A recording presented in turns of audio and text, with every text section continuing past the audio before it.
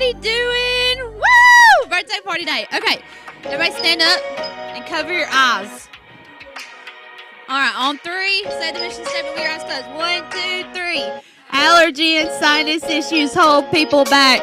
But with our reimagined approach to relief, we make sure everyone finds their breath of fresh air. Yeah, good job.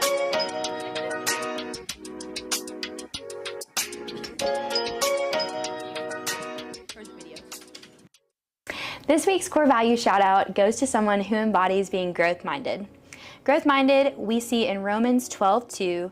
Do not be conformed to the pattern of this world, but be transformed by the renewing of your mind, that you may prove what is the will of God, what is good and acceptable and perfect. This team member has shown this in stride over the last few weeks, and she does such a phenomenal job on our finance team. She shows up every day, she talks to patients, she gets them scheduled, she keeps everybody calm, and she gives us all a good laugh updating us about her life.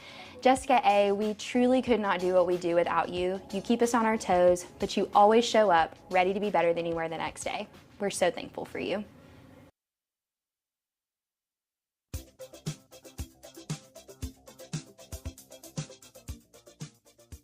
Happy birthday to our sweet Lissa, one of the best allergy nurses out there. Your hard work, dedication, and heart for our patients never go unnoticed. You truly make a difference every single day, and we're so lucky to have you on our team. Wishing you a day filled with laughter, love, and all the cake you can handle, because you deserve nothing less. We love you, Lissa. Happy birthday to one of the kindest, funniest, and most caring people I know. You're not only an amazing friend, but also a true great coworker. Always supportive, thoughtful, and ready to make everyone laugh, even on the toughest days. Your warm heart and incredible sense of humor makes every moment around you better. Whether we're working side by side or just hanging out, I am so lucky to know you and celebrate you today. Wishing you a day filled with love, laughter, and all the happiness that you bring to others. I love you more than Savor Brew Tuesday. Happy birthday, Harley. Okay, so this one's in person because the next birthday is behind the screen. Blaze, happy birthday. I've had the honor of knowing Blaze almost 10 years. I don't know if everybody knows that.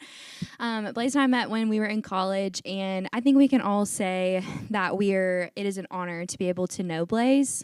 Blaze is one of those people that is just a steady presence no matter what is going on. There are so many times that I've come to him and I'm like, Blaze, I don't really know what to do about this, but I would love your perspective. He's a vault. He gives great advice. And like I said, he is just this unwavering support system.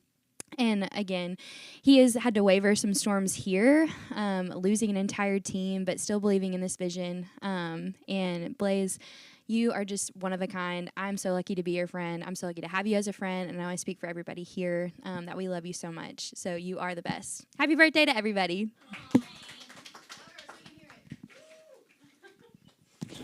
Hey, team. All right, cut the cameras. It's me. Whoa, okay.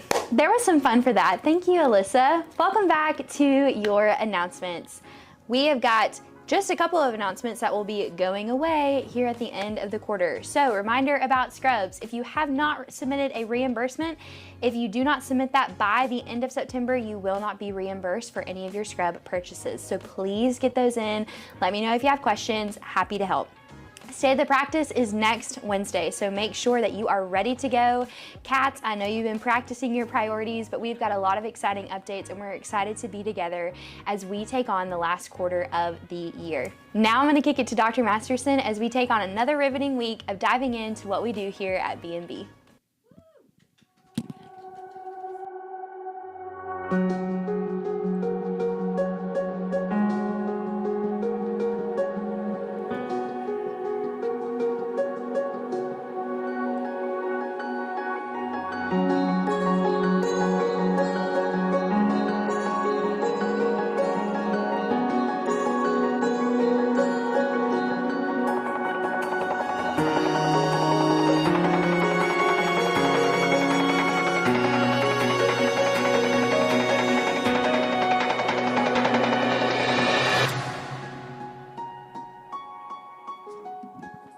Man, Blaze, you so good. Give it up for Blaze one more time. Shoot, dog.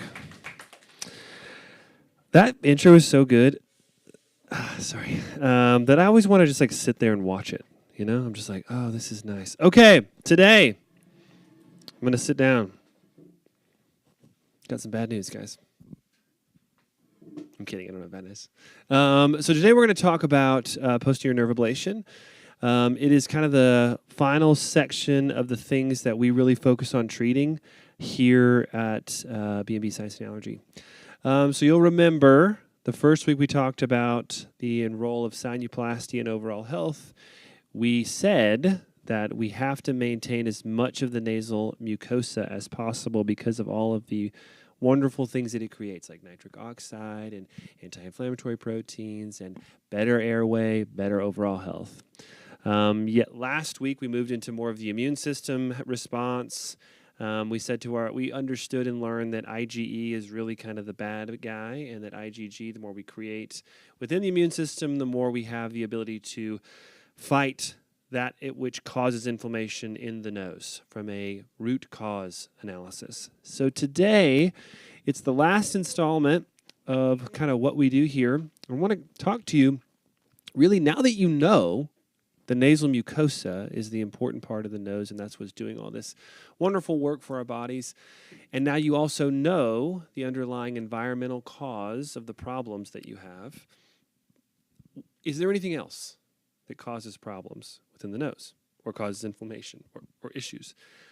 What I want you to understand is that there are, and they can be things that come from inside of us. We're going to walk through how the nervous system itself causes inflammation in the nose specifically. So what you're going to see up on the screen here is kind of the definition of nasal inflammation. This is a lot on the screen, I totally understand that, but we start to worry about inflammation of the nose once it crosses that 3-month mark, because that's the moment it goes from acute to chronic, right? Anything acute, that's our viruses, our colds, things that likely will resolve on their own without long-term treatment. Anything over 12 weeks is probably going to be chronic. And honestly, I would wager a guess that we don't even see a lot of patients here that don't have some chronic form of disease, because they've probably talked to an urgent care doctor. They've probably talked to their primary care doctor at least once or twice about their problem, and that's why they're here, trying to find long-term relief for an issue they've been dealing with for over 3 months. You know, a lot of people don't even think of something as a problem until it's been at least 3 months of an issue. Obviously, we've talked about the allergy component. Today, we're going to talk about the non-allergic component. The non-allergic component are things that aren't related to the IgE, right? And we can't control what people are exposed to. You know, if somebody has a wood-burning stove, can't control that in their home. If somebody is exposed to a lot of dust or chemicals on their job. If somebody is working in a place where there's irritants that they're breathing in on a daily basis, but it has nothing to do with immunoreactivity like IgE, there's really not a lot of therapy we can do other than say, hey, wash that out of your nose. But there are things we can do to the downstream effects of that inflammation. So if I've got a lot of dust, or if I've got a lot of pollen that's non-allergic, just like particulates that are getting into my sinus cavities, or just there's actually a disease called woodcutters, or what am I trying to say? Carpenter disease, right? Where there's so much sawdust, they breathe it in, and it causes a significant problem in the maxilla, or the bone of the face, because of the non-allergic cause. That usually leads to a response of inflammation. So today we're going to understand what does that inflammation look like in the body. And what you need to understand, and this is what I really want you to lean into, and I'm going to warn you a little bit today, okay? We're talking about some pretty heavy anatomy. You got 2 types of the nervous system. First one is autonomic. The other one is a voluntary nervous system. Voluntary nervous system moves things. Look at this. It's moving. I'm choosing to do that, right? Non-voluntary is the autonomic nervous system. There's a lot of people that think that there's a nervous system in your gut too. I don't know if I really buy into it, but the autonomic nervous system is what makes your heart go faster, go slower. It's what makes your eyes dilate. It's what makes you sweat. It's what makes you salivate. It's what makes you have diarrhea or constipation. The autonomic nervous system is always turning the temperature up or cooling things off, okay? If you think of it, it has 2 primary components, the fight or flight component, right? So if I open this door and 100 bees fly in here, we're all in sympathetic, autonomic, oh my gosh, we're finding a new job, we're going to murder that man, but we're going to get out of this room, right? All those thoughts are happening simultaneously. As opposed to what's actually happening right now, a lot of parasympathetic activity in this room. You just had a nice, delicious marble cake, maybe some wings, it's warm, the lights are low, Barry Manilow's about to come on. You guys get it. All right, that's parasympathetic outcomes, right? So when you feel your body relaxing, actually after you eat, you go into something called alkaline tide. So there's so much parasympathetic activity within your body that's creating the response to all the acid production in your stomach that your respiratory rate is actually slowing down in order to compensate for the pH change from this large ingestion of food, okay? So that same response, parasympathetic, quiet, Barry Manilow, chill, is the part of the nervous system that causes the nose to get inflamed, okay? So you can think about it this way. When does your nose run? Your nose runs when you have a cold, when you eat something spicy, if you walk outside and it's really cold outside, you start to get a runny nose, right? That's overactive parasympathetic activity within the nose. So today we're going to talk about that, where that comes from. I was trying to see if you'd switch it when I did that. Okay, so key symptoms of parasympathetic Barry Manilow activity. Number 1, runny nose. Fancy word, what is it? Rhinorrhea. Sounds like another rhea, but it's coming out the nose this time. Congestion, sneezing, itching, postnasal drip. All of the symptoms that we associate with inflammation of the nose are parasympathetic activated. Also can contribute to secondary symptoms, emotional distress. We understand that. Why? Because the quality of life score is associated with nasal congestion. This is why it matters in patients that are looking for relief, because they're tired. I just want to be able to breathe through my nose. I'm so tired of it. What's because for some reason there's an irritant or there's a inappropriate cause or effect of the parasympathetic nervous system. Oh, okay, great. Okay, so what do most patients do before we ablate? Okay, what does the word ablate mean? Burn is a type of ablation, yes. What other types of ablation? Freeze, yes. Ablate means to remove or destroy. I'm going to get rid of it, right? So ablation, first-line treatment for anything of irritation in the nose is obviously going to be intuitive. We're going to try to wash it out. So let's say I'm the carpenter and I've got a ton of dust in my nose or wood sawdust. I want to wash it out with some saline. Nasal saline irrigation, for those non-clinical people, that's where we just go in with salt water and we try to rinse the nose out as best we can. Next thing we try is antihistamines. Antihistamines, as we know, stop the effects of histamine in the body, but they can also be applied locally to the nose. I'm going to go really fast here. I apologize. You can also use a steroid. What is the number one complaint about using nasal steroids? It dries out the nose, causes nosebleeds, and it takes a while to work. Okay, but all of these treatments are coming from the effects of whatever the irritation is and the body's response to that irritation. Another ones you already know about. Man, that's getting good. So what is this very long phrase called posterior nerve ablation? Now, you can read all this right here, or I can show you this photograph. Okay, so this is the intranasal anatomy when it relates to the nerves only, okay? So imagine a skull that's been cut in half, and the right half has been removed, okay? So now we're just looking, here's the tip of the nose, here's the mouth, here's the forehead, here's where the brain would be. This is a sinus cavity, and then this right here is our throat going down, okay? We all tracking with me? Okay, so here's where I breathe. As you can see, the majority of our nerves are the top of the nose. What do you think those do? Smell, absolutely, right into the brain. In the back of the back of the nose. This right here is called the sphenopalatine ganglion. It's the posterior or the back side of the big conglomeration of branch nerves. What I want you to notice about this image is that they all originate almost exclusively right here.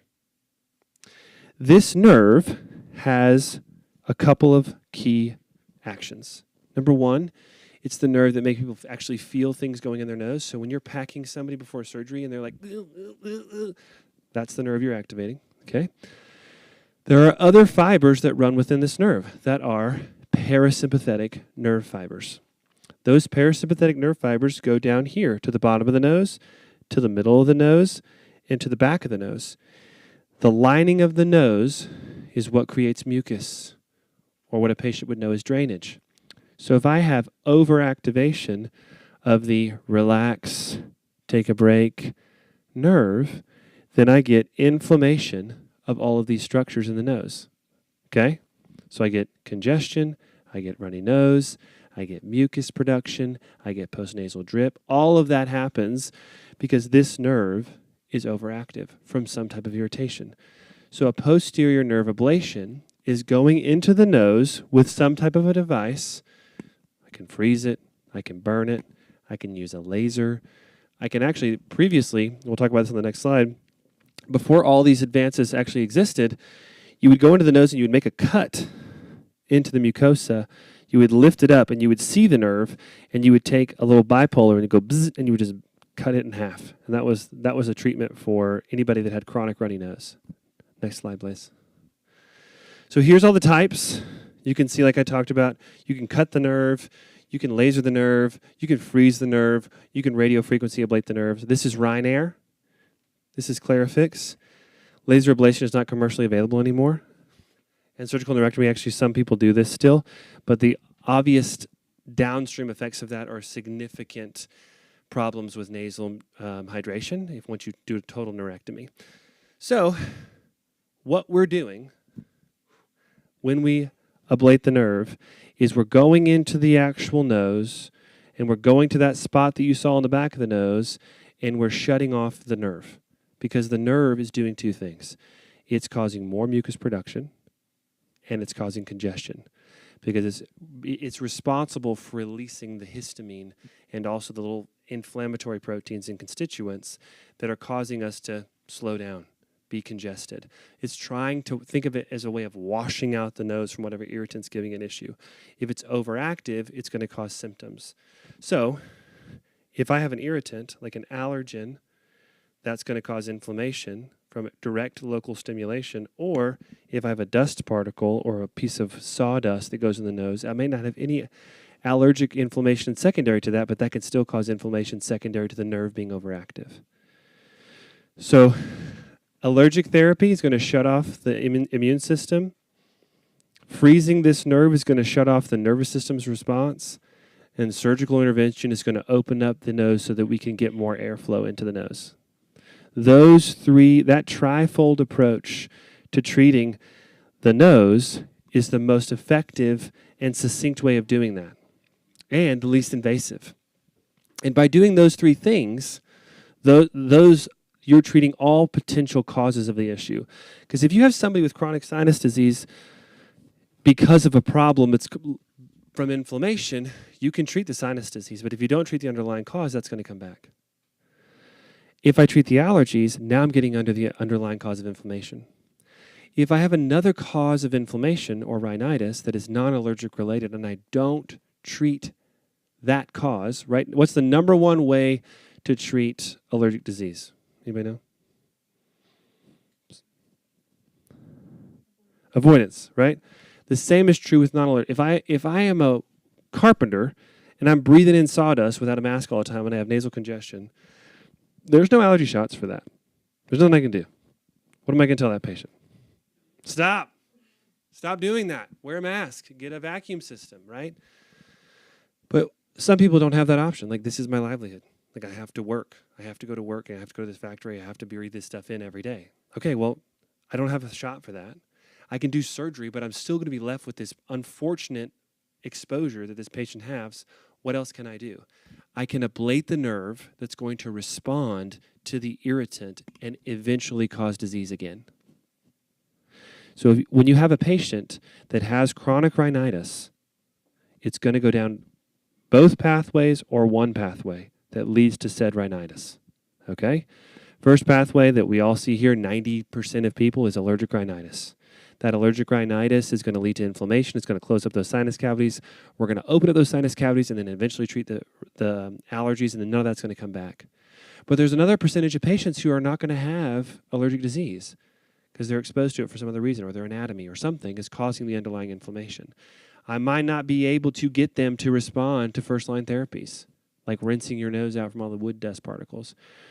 but I can treat the nerve, which is responding to that irritation and leading to subsequent inflammation and eventual sinus disease again.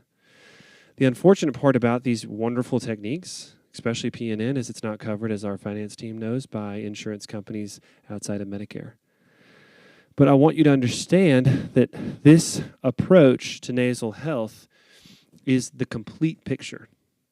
Because if we do our primary paradigm, which is allergy treatment and sinus improvement or functional sinus surgery, we're going to get 90% of people fixed or treated. But there's going to be a subset of people that we're not able to treat appropriately because the underlying cause of the disease is not allergic related. And a subset of those are not going to be anatomically related. So I mean, like maybe somebody has a terrible septal deflection or a huge bone spur that I go in there and I cut out, and when I get it cut out, they breathe better and there's no sinus. Yes, there's some people that fit that criteria. But there's also going to be a subset of people that are non-allergic, normal anatomy, but they just have a ton of inflammation. They didn't respond at all to all the first-line therapies. This is my other line of defense. This is my other pathway. This is how I treat that too. And the great part about this is it's not mutually exclusive. So I can treat the nerve in all cases because just like non-allergic disease, allergic disease causes inflammation through the same way, right? If I have a chronic rhinitis from allergies, I'm still going to have over parasympathetic input.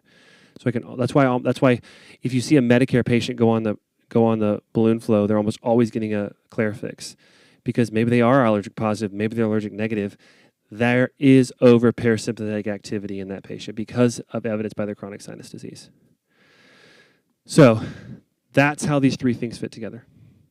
And a lot of times we can treat all three with one patient, you're going to get the best outcome. Sometimes you're only going to get allergy treatment because the patient doesn't have end disease in the form of sinonasal inflammation and mucosal thickening on the CAT scan. Sometimes they're going to be allergy negative, sinus CT positive, with no other underlying cause. Great candidate for a sinuplasty and some type of Clarifix device because I'm going to treat the underlying inflammation long term. And I'm also going to treat the runny nose part of it too. We tracking? We following? Are we on the same page? Whew. Okay, so this is pretty incredible. Most people report at least a 50 to 80% improvement in runny nose. And unfortunately, right now, when it comes to Clarifix, this is the primary surgical endpoint that we evaluate. We do a full symptom assessment, but your patient's going to care mostly about is their nose still running, right? Never mind that they breathe better. Never mind that they don't have as many sinus infections. Never mind that they are less congested, even though, yes, those are endpoints and results of the actual freezing procedure. The primary problem is that the patient cares about the drip. And again, this is going to do that, but with not as much therapeutic efficacy, not as much success as treating the underlying inflammation. So does that sound good? Okay. Pop quiz. Boom. So you just went from sympathetic to parasympathetic to sympathetic right there, okay? Okay. Woo! Everybody stand up for a second. Stand up. Stand up. Stand up, stand up, stand up, stand up. Give me one of these. Yep, just one of these. Yep, there it is. Get it. Get it. There it is. That's excellent. That's excellent. Yeah. That's it. Okay. Now, I'm going to go around. And I'm going to anoint you. Okay. So, patient comes in. Nasal congestion. Itchy eyes in springtime and fall. Their allergy test is positive, and they have a CAT scan that also shows evidence of inflammation. What type of procedures would you consider treating them with? Okay, excellent. What else? Allergy treatment, excellent. What else? Well, we're going to say, this is a utopia, and insurance covers everything. No pre-certs required.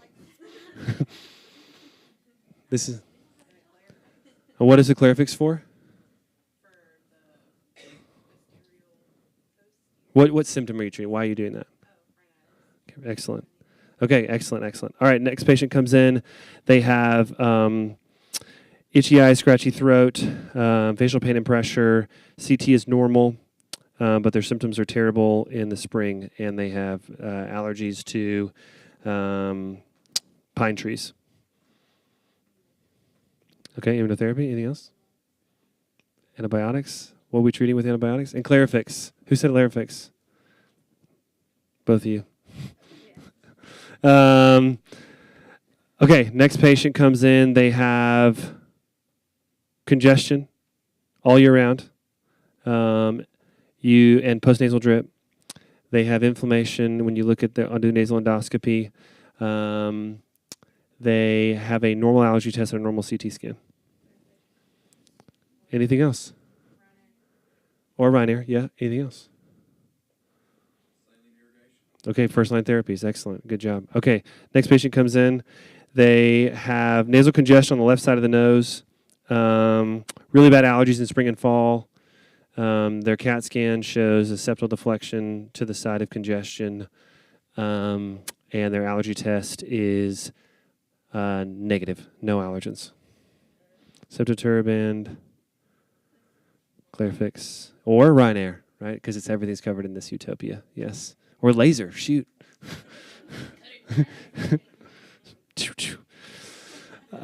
Okay.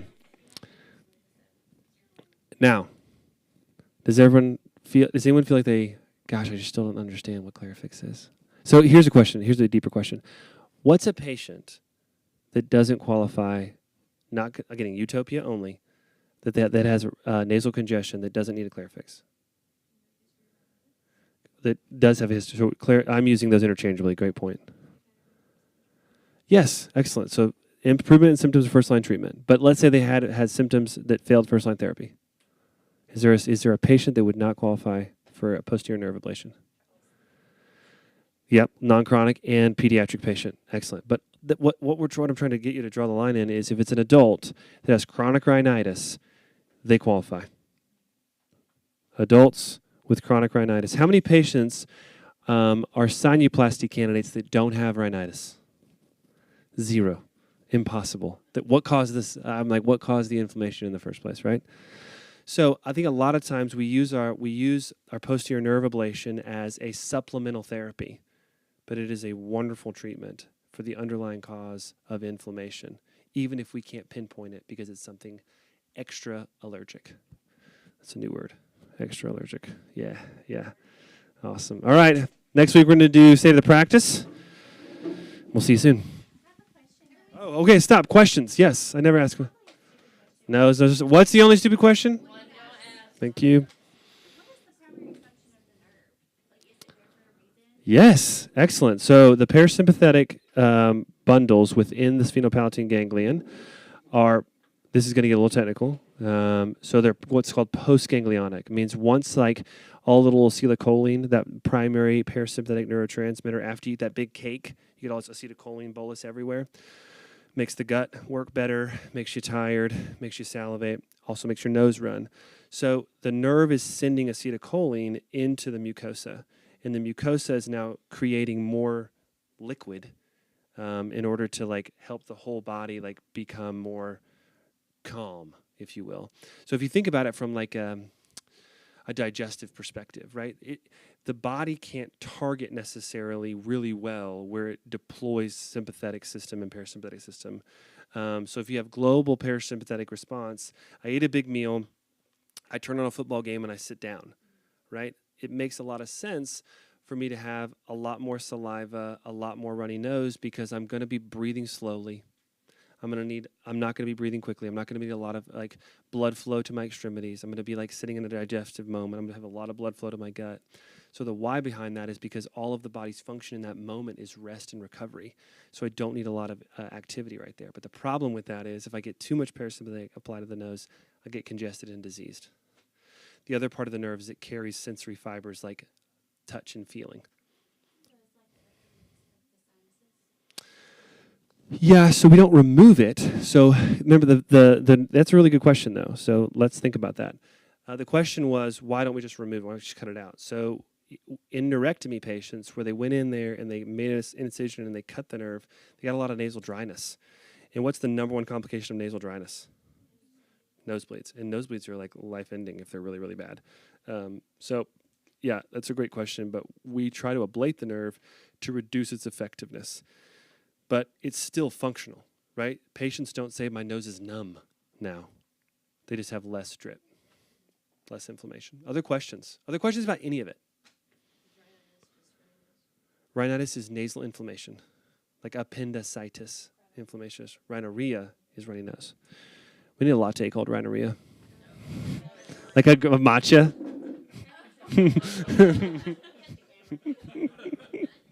I want to tell a quick anecdote. So, it's important to understand what we do. You guys sit down for this. Actually sit in this position. Blaze was telling me this story. So we have a creative meeting every week, and one of the things we're trying to do more and more of is like sit down with patients post-treatment. And I think a lot of times, Blaze can tell this way better than I can. A lot of times it's really easy to get within, like, I would call it the rigmarole, right? It's like order, pre-cert, do the procedure, follow up. Like we just follow the same process over and over again because we get really efficient and we just see a lot of patients. And we're like, oh, we got to remember to order a Clarifix. Oh, we got to remember to do this. Oh, we got to remember to do this. And what I love about his perspective is that he sits down with patients and he'll do like a testimonial or capture like what their experience was and be reminded in that moment of like what we're doing here really changes things. Like people are no longer dealing with whatever the reason they couldn't sleep anymore, or they were always congested when they did something that they loved doing, or they were a lot of us don't struggle with that symptomatology all the time unless you're an allergy sufferer. And if you're not currently struggling with something, the natural bias in you is that it's not a big deal, right? Like if it's not a problem for me, then it must not be a problem. But these people that we see, a lot of them may be seemingly insignificant to us, like mild mucosal thickening and a teeny bit of turbinate hypertrophy and a small little septal spur. Yeah, we're going to do some surgery, but it may be a small surgery, but it's a big difference in their life. So we're going to try to bring you those stories more frequently too, to remind us all of that. But what we do matters. And I'm very thankful for each of you. So off you go.